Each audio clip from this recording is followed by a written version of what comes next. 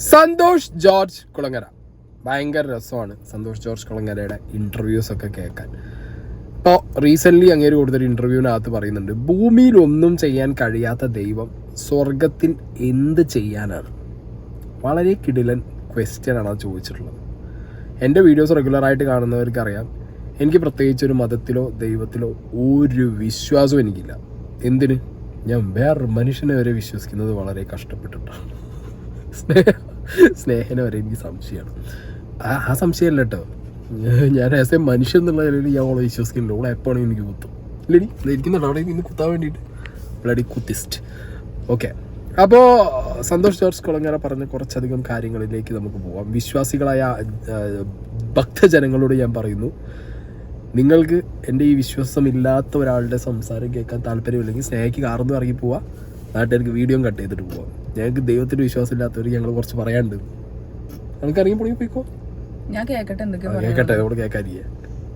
സഞ്ചാരം എന്ന് പറയുന്നത് എൻ്റെ ജീവിതത്തിൻ്റെ ഭാഗമാണ്. അത് തുടങ്ങുന്നത് ഒരു ടെലിവിഷൻ പരിപാടി ആരംഭിക്കാൻ വേണ്ടിയിട്ടാണ്. അല്ലാതെ ലോകം മുഴുവൻ സഞ്ചരിച്ച് അവിടുന്ന് കിട്ടുന്ന ആശയങ്ങളെല്ലാം കൊണ്ട് ഒരു ജനസമൂഹത്തെ ഉത്ബുദ്ധരാക്കി അവരെ മുഴുവൻ വളർത്തിയെടുക്കുക എന്നുള്ള ലക്ഷ്യമൊന്നും ആയിരുന്നില്ല. അന്ന് എൻ്റെ പാഷൻ ടെലിവിഷനായിരുന്നു, പ്രോഗ്രാംസ് നിർമ്മിക്കുക എന്നതായിരുന്നു. അത്തരം പ്രോഗ്രാംസ് നിർമ്മിക്കാൻ വ്യത്യസ്തമായ പരിപാടികൾ വേണമെന്ന് ഞാൻ തീരുമാനിച്ചു. ആ വ്യത്യസ്തമായ പരിപാടി അതുവരെ ആരും ചെയ്തിട്ടില്ലാത്ത ഒരു ട്രാവലോഗ് ദൃശ്യമാധ്യമത്തിലൂടെ കൊണ്ടുവരാൻ തീരുമാനിച്ചു. അത് ചെയ്യാൻ ഇറക്കി പുറപ്പെട്ടു. അത് ഏറ്റവും പെർഫെക്റ്റ് ആക്കുക, ഏറ്റവും ഗംഭീരമാക്കാൻ, ഏറ്റവും സമഗ്രമാക്കാൻ ഞാൻ ശ്രമിച്ചു. ഇപ്പോൾ എനിക്ക് മനസ്സിലാകുന്ന ആ മട്ടിലുള്ളൊരു സഞ്ചാരത്തിൻ്റെ ആവശ്യം ഇനിയില്ല ലോകത്തെന്നല്ല ഇപ്പോൾ ഉള്ള കാലത്ത്. കാരണം വെച്ച് കഴിഞ്ഞാൽ യാത്ര ചെയ്യുന്ന എല്ലാവർക്കും ഒരു വീഡിയോ എടുത്തിട്ട് സോഷ്യൽ മീഡിയയിൽ ഇടാവുന്ന ഒരു കാലത്ത് മനുഷ്യർക്ക് വേണ്ടി യാത്ര ചെയ്യാൻ വേണ്ടി മാത്രം ഒരാൾ ഇനി മാറിയിരിക്കേണ്ട കാര്യമൊന്നുമില്ല. ഇപ്പോൾ യൂറോപ്പ് എങ്ങനെ ഇരിക്കുന്നതെന്ന് ഇവിടെ ഇരിക്കുന്ന ഓരോ കൊച്ചുകുട്ടിക്ക് പോലും അറിയാം, ദൃശ്യങ്ങൾ മനസ്സിൽ പതിഞ്ഞു. ഞാൻ യാത്ര ചെയ്യുന്ന സമയത്ത് ഇതിനെക്കുറിച്ച് ഒരറിവും ഇല്ലാത്തൊരു കാലമാണ്. അപ്പോൾ അന്ന് അതിനൊരു പ്രസക്തി ഉണ്ടായിരുന്നു.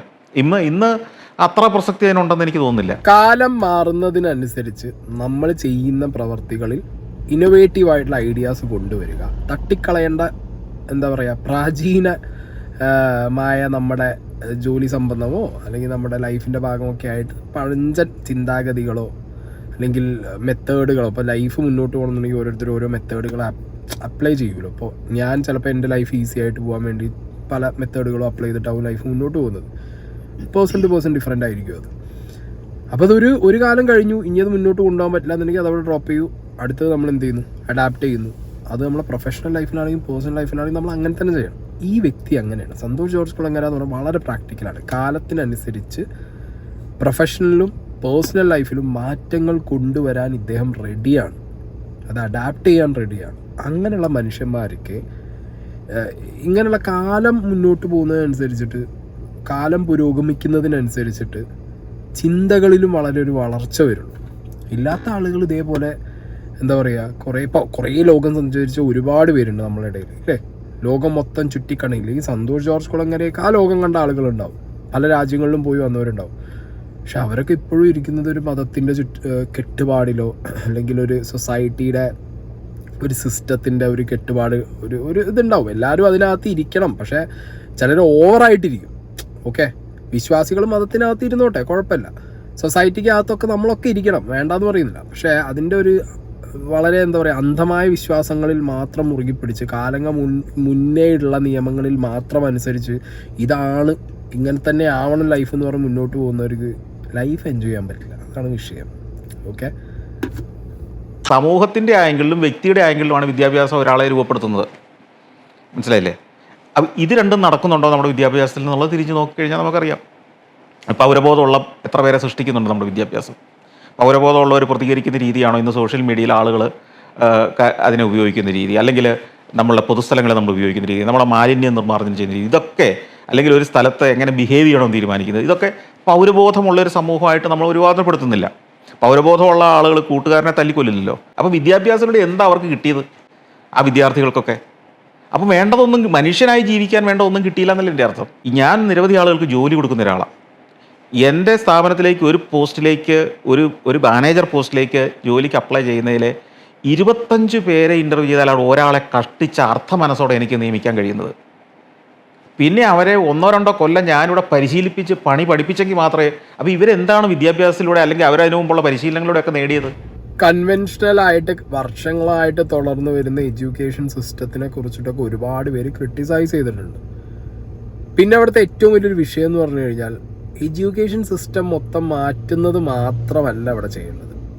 നമ്മളെ നയിക്കുന്ന ആളുകൾ, രാഷ്ട്രീയക്കാരാവാം, അല്ലെങ്കിൽ സന്തോഷ് ജോർജ് കുളങ്ങരയെ പോലുള്ള എന്താ പറയുക സെലിബ്രിറ്റീസ് ആവും. ഞാൻ സെലിബ്രിറ്റി ആയിട്ടാട്ടോ ഇങ്ങനെ കാണുന്നത്. അങ്ങനെ ഒരുപാട് പേരുണ്ട്.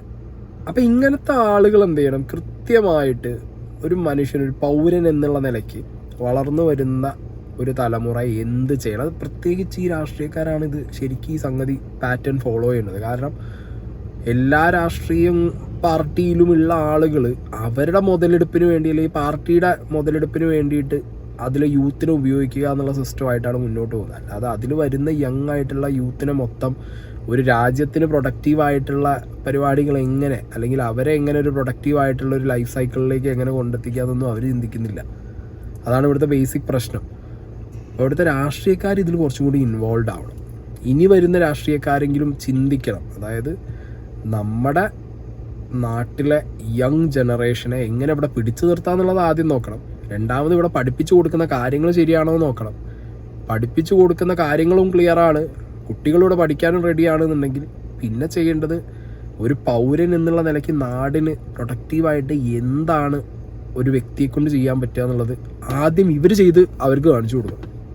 ഞാൻ വളരെ ചുരുക്കം ആളുകളെ അങ്ങനെ രാഷ്ട്രീയക്കാരെ കണ്ടിട്ടുള്ളൂ. ഓക്കെ, പിന്നെ മത നേതാക്കന്മാരൊന്നും നോക്കിയിട്ടൊരു കാര്യമില്ല. മതം വർഷങ്ങൾ ഇനി എത്ര മുന്നോട്ട് പോയാലും ഒരു പെർട്ടിക്കുലർ മതത്തിൽ വിശ്വസിക്കുന്ന ആൾ ആ മതത്തിലെ കംപ്ലീറ്റ് എന്താ പറയുക മതം പറയുന്ന നിയമങ്ങളല്ല അവർക്ക് മതത്തിൽ നിന്ന് വേറൊരാൾ പഠിച്ചൊരു നിയമം അത് ഇവർക്ക് പറഞ്ഞു കൊടുത്ത് ഇവരടുത്ത തലമുറയ്ക്ക് പറഞ്ഞു കൊടുക്കുമ്പോഴത്തേക്കും അതിലൊക്കെ വേരിയേഷൻസ് വരും.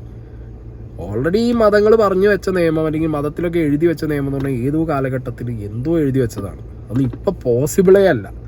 പിന്നെ ഇതിനിടയിൽ കൂടി വരുന്ന ഇൻ്റർമീഡിയറ്റ് ആയിട്ടുള്ള തലമുറകളിലെ ആളുകളൊക്കെ ഇങ്ങനെ പറഞ്ഞ് ഇതിലൊക്കെ അവരുടെ ഇഷ്ടത്തിലുള്ള മാറ്റങ്ങൾ കൊണ്ടുവരും. അത് അടുത്ത തലമുറയ്ക്ക് പറഞ്ഞു കൊടുക്കും.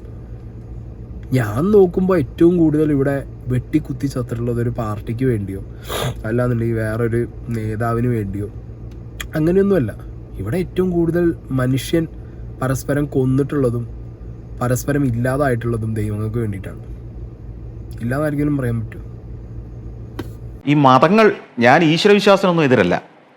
ഒരു മനുഷ്യൻ അവൻ്റെ ആന്തരികമായ ഒരു കരുത്തിന് വേണ്ടി, ശക്തിക്ക് വേണ്ടി, ഊർജ്ജം കിട്ടാൻ വേണ്ടി ഏതെങ്കിലും ഒരു ശക്തിയിൽ വിശ്വാസം അർപ്പിക്കുന്നതോ അതിനുവേണ്ടി ധ്യാനിക്കുന്നതോ പ്രാർത്ഥിക്കുന്നതോ, പ്രാർത്ഥനയൊക്കെ എന്ന് പറയുന്നത് ഒരുതരം ധ്യാനമാണ്, അല്ലെങ്കിൽ ആത്മബലം കിട്ടാൻ വേണ്ടി അനുഷ്ഠിക്കുന്ന ചില കാര്യങ്ങളാണ്. ഈ മതം പഠിപ്പിച്ച വിഡ്ഢിതരങ്ങളുണ്ടല്ലോ, ഏതെങ്കിലും ഒരു കാര്യം ശാസ്ത്രത്തിന് പ്രൂവ് ചെയ്യാൻ പറ്റിയതല്ല ഇവരൊന്നും പഠിപ്പിച്ചത്. ഈ മതത്തിലെ ഏറ്റവും വലിയ ആചാര്യന്മാരൊക്കെ ജീവിച്ചിരുന്ന കാലത്ത് അവരെയൊക്കെ നമ്മൾ പലപ്പോഴും വിളിക്കുന്ന ത്രികാലജ്ഞാനികൾ എന്നാ, അല്ലേ? എല്ലാ കാലത്തേക്കും ഈ ഒരു ത്രികാലജ്ഞാനിയും ഒരു ഇലക്ട്രിക് ട്രെയിനെക്കുറിച്ച് സ്വപ്നം കണ്ടിട്ടില്ല. ഇൻ്റർനെറ്റിനെ കുറിച്ച് വർത്തമാനം പറഞ്ഞ് ഒരു ത്രികാലജ്ഞാനിയെ നിങ്ങൾ കണ്ടിട്ടുണ്ടാവില്ല. ബഹിരാകാശ യാത്രയെക്കുറിച്ച് പറഞ്ഞ് ഒരു ത്രികാലജ്ഞാനിയെ നിങ്ങൾ കണ്ടിട്ടുണ്ടാവില്ല. ഇപ്പം വേണം ന്യായീകരിക്കാം, നമ്മൾ ആകാശയാത്ര നടത്തിയത് അതിൻ്റെ പേരിലായിരുന്നൊക്കെ പറഞ്ഞ് ഇപ്പം ഇങ്ങനെ ഉരുണ്ട് കളിക്കുക അതിനകത്ത് കിടന്ന്. ത്രികാലജ്ഞാനിക്ക് എല്ലാ ബോധം ഉണ്ടെങ്കിൽ കൃത്യമായിട്ടങ്ങ് പറഞ്ഞുകൂടെ 2022 അല്ലെങ്കിൽ 2024 ഇന്ത്യ ബഹിരാകാശത്തേക്ക് ആളെ വിടുമ്പോൾ നിങ്ങൾ ഇന്ന കാര്യങ്ങൾ ശ്രദ്ധിച്ചോണം. കൃത്യമായിട്ടങ്ങ് പറഞ്ഞാൽ പോരെ? അറിയാമെങ്കിൽ അറിയുന്നവർ വർത്തമാനം പറയും. ഇന്നത്തെ രാഷ്ട്രീയക്കാർ പോലും ഇത്രയൊക്കെ കൃത്യമായിട്ടാണ് പറയുന്നത്. എങ്കിൽ പിന്നെ ത്രികാലജ്ഞാനികളായ മനുഷ്യർക്ക് അല്ലെങ്കിൽ ദൈവങ്ങൾക്ക് അത് അന്നേ പറയാവുന്നതല്ലേ? അപ്പം ഇതൊക്കെ എന്ന് പറയുന്നത് കെട്ടിച്ചമച്ച ഓരോ കാലഘട്ടത്തിൽ, ഇപ്പം നമുക്കറിയാം ഒരു 50-100 കൊല്ലം മുമ്പ് പോലും ജീവിച്ചിരുന്ന മനുഷ്യർ യക്ഷി, പ്രേതം, എന്തൊക്കെ വിശ്വാസങ്ങളായിരുന്നു. നമ്മുടെ ഗ്രാമങ്ങളിൽ എത്രയോ യക്ഷികളുണ്ടായിരുന്നു. ഇലക്ട്രിസിറ്റി വന്നതോടുകൂടി ആ യക്ഷിയെല്ലാം പോയില്ലേ? വെളിച്ചം വന്നതോടുകൂടി വെളിച്ചത്തിൽ വന്ന ഏതെങ്കിലും യക്ഷിയെ നിങ്ങൾ കണ്ടിട്ടുണ്ടോ? ഇങ്ങനെ പറയുന്നതിൽ എനിക്ക് കംപ്ലീറ്റ്ലി എന്താ പറയുക, ഞാൻ സാറ്റിസ്ഫൈഡ് ആണ്. കാരണം ഞാൻ ഈ പറഞ്ഞ ദൈവങ്ങളോ അല്ലെങ്കിൽ മതങ്ങളിലോ വിശ്വാസം ഇല്ലാത്ത ഒരാളായതുകൊണ്ട് എനിക്ക് സത്യം പറഞ്ഞാൽ ഇങ്ങനെ ചിരിക്കണോ അതിൽ ചിരിക്കാനോ തോന്നുന്നു. കാരണം ഇതിലൊക്കെ വിശ്വസിച്ചോ ഒരു കുഴപ്പമില്ല. കാരണം നമുക്ക് സെൽഫായിട്ടൊരു കോൺഫിഡൻസ് കിട്ടാൻ വേണ്ടിയിട്ട് ദൈവത്തിനോ മതത്തിലോ വിശ്വസിക്കാം. പക്ഷെ അതിലെ എന്താ പറയുക, അതിലിങ്ങോട്ട് പറ്റ മുഴുകിപ്പോയിട്ട് ഇത് മാത്രമേ ആശ്രയമുള്ളൂ, ഞാനെന്ന് പറഞ്ഞ വ്യക്തി ഒന്നും അല്ല, എന്നെ അടക്കം കൺട്രോൾ ചെയ്യുന്നത് ഒരു മതമാണ്, ഒരു ദൈവമാണ് എന്നൊക്കെ പറയുമ്പോഴാണ് കാര്യങ്ങൾ കൈവിട്ട് പോകുന്നൊരവസ്ഥ വരുന്നത്.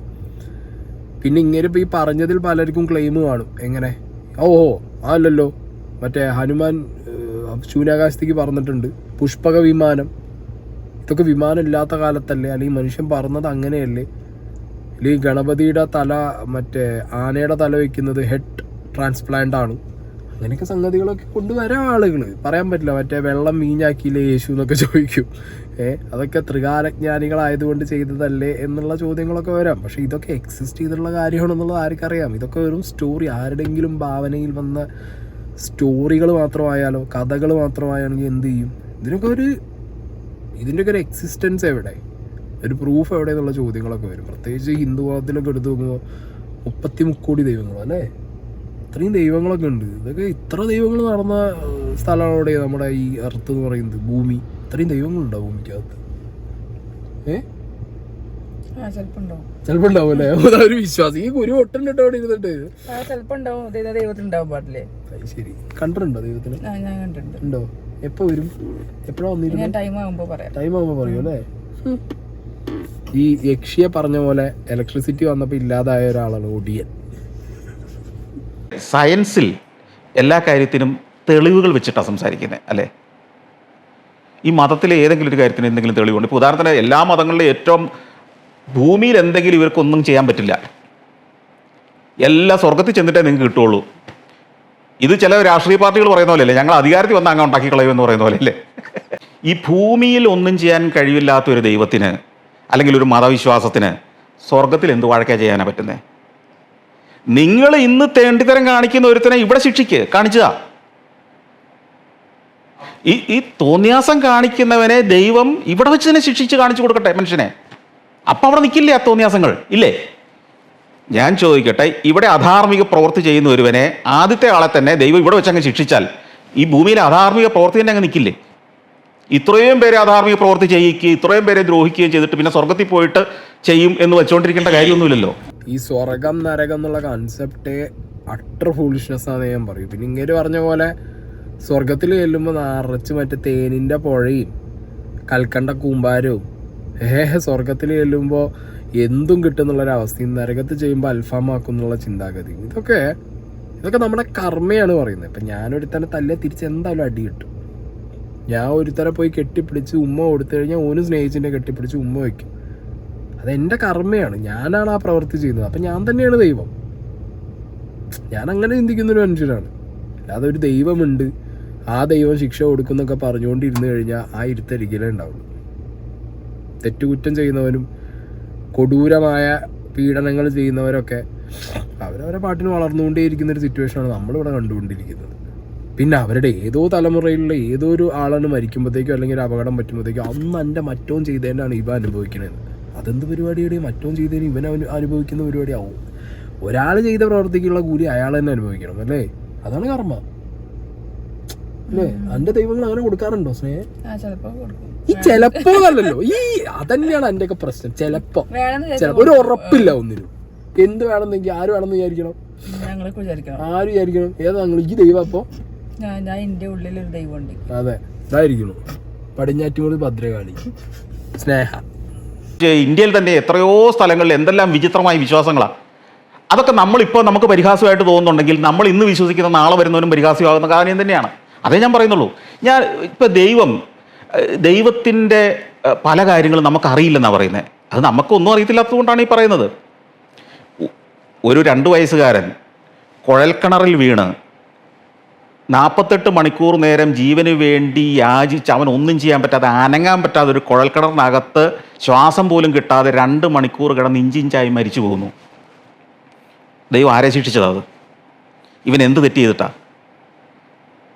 ഇങ്ങനെ ഒരെണ്ണം കണ്ടു നിൽക്കുന്ന ഒരാളെയാണോ നിങ്ങൾ പരമകാരുണികൻ എന്ന് വിളിക്കുന്നത്? അത് നിങ്ങൾ പ്രാർത്ഥിച്ചോളൂ. നിങ്ങളെ നിങ്ങളുടെ മതം പഠിപ്പിച്ച മണ്ടത്തരങ്ങൾ മറ്റുള്ള പേരെ അടിച്ചേൽപ്പിക്കരുത്. ആ മണ്ടത്തരമാണ് ലോകം മുഴുവൻ വിശ്വസിക്കേണ്ടതെന്ന് പറയാതിരുന്നാൽ മാത്രം മതി. അത് ചിന്തിക്കാത്തവരും അത് വിശ്വസിക്കാത്തവരും എല്ലാം വിഡ്ഢികളാണെന്നും പൊട്ടന്മാരാണെന്നും അവരെല്ലാം കൊല്ലപ്പെടേണ്ടവരാണെന്നും ചിന്തിക്കാതിരുന്നാൽ മതി. അല്ലെങ്കിൽ അങ്ങനെ വിശ്വസിക്കുന്നവരെ മുഴുവൻ കൺവേർട്ട് ചെയ്യേണ്ടവരാണെന്ന് നമ്മൾ വിശ്വസിക്കാതിരുന്നാൽ മതി. അത്രേ എനിക്കും പറയാനുള്ളൂ. ഒരു തേങ്ങ ഉടച്ചത് കൊണ്ട് ജീവിതം ഒന്നും ആവില്ല. ഒരു പുഷ്പാഞ്ജലി കഴിച്ചത് കൊണ്ട് ജീവിതം ഒന്നും ആവില്ല. മനസ്സിലായോ? അങ്ങനെയൊക്കെ ചെയ്തു കഴിഞ്ഞാലൊന്നും ജീവിതം ഒന്നും ആവില്ല.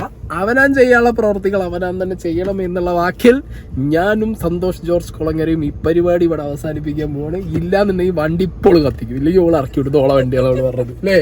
അതെ മക്കളെ എനിക്ക് ഒരു കാര്യം അറിയാം. കാറ് ഓളെ പേരിലാണ് എടുത്തതിന് ശേഷം 4 നാരങ്ങ ആദ്യം ടയറിന്റെ മുന്നിൽ വെച്ചു. പിന്നെ ഇവിടെ 2 മറ്റേ അമ്പലത്തിൽ വെക്കണ ആദ്യം 4 വിഗ്രഹം വെച്ച് 2 മാലയും തൂക്കി. കഷ്ടപ്പെട്ടാണ് ഞാൻ അതൊക്കെ എടുത്ത് കളയിപ്പിച്ചത്. എൻ്റെ ഒരു അവസ്ഥകൾ ആലോചിച്ച് നോക്കണം. സഹിക്കണം ഞാൻ. ഇന്ന് വ്രതത്തിലാണ്, തിങ്കളാഴ്ച നോമ്പ്. അത്ര നടി എന്തിനാ ചോ ഭർത്താവിന് നല്ല പേരാണ്. എന്താ കഥ.